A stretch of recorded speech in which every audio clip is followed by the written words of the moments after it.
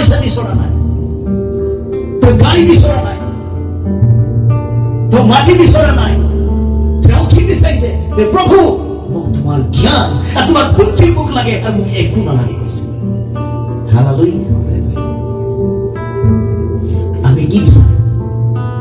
আমি কি বিচাৰো যে যীশুৰ ওচৰত আমি কি প্ৰাৰ্থনা কৰো? আমি সেই দুটা বস্তু কোনোদিনই নিবিচাৰো। এইটো লাগে, এইটো লাগে, এইটো লাগে। কি চলোমন তেওঁ জ্ঞানী আছিলে, তথাপিও যেতিয়া ঈশ্বৰৰ ওচৰত আহিলে, ঈশ্বৰে ক'লে কি চলোমন তোমাক মই বাছি দিছো, এতিয়া তুমি যি বিচাৰা you also say ঈশ্বৰ যীশু খ্ৰীষ্টৰ যোগেদি আপোনাক বাছি লোৱা হৈছে, আপোনাক মনোনীত কৰা হৈছে, আপনি চুজেন হয়, আপনি বাছি লোৱা, আপনি পবিত্ৰ লোক হয়। সেইকাৰণে যীশুৰ ওচৰত আপুনি যি বিচাৰিব তাক আপোনাক দিব। হালেলুয়া। কিং চলোমন যীশুৰ ওচৰত আহি পেলাই, ঈশ্বৰৰ ওচৰত আহি পেলাই তেওঁ বিচাৰিছে। হালেলুয়া। আৰু ঈশ্বৰৰ ওচৰত যেতিয়াই কোনোবাই যদি আহে, ঈশ্বৰে তাক নিদিয়াকে নাথাকে।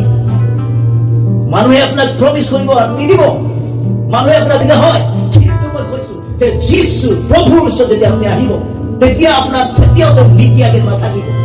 বাট আপোনাৰ বিচৰাটো, আপোনাৰ এটিটিউডটো ঈশ্বৰ চাই আছে।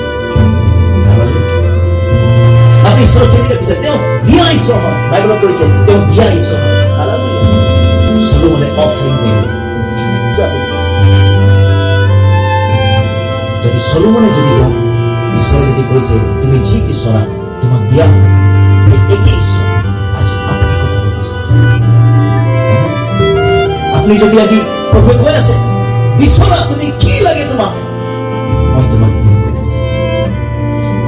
আপোনাৰ কি লাগে ঈশ্বৰৰ পৰা? আমাৰ ঈশ্বৰ দিয়া ঈশ্বৰ আপোনাৰ কাৰণে তেওঁৰ নিজৰ পুত্ৰ, একমাত্ৰ পুত্ৰ, কেৱল একেটি পুত্ৰ আপোনাৰ কাৰণে যদি তেওঁ দিব পাৰে, তেনেহলে বেলেগ বিষয়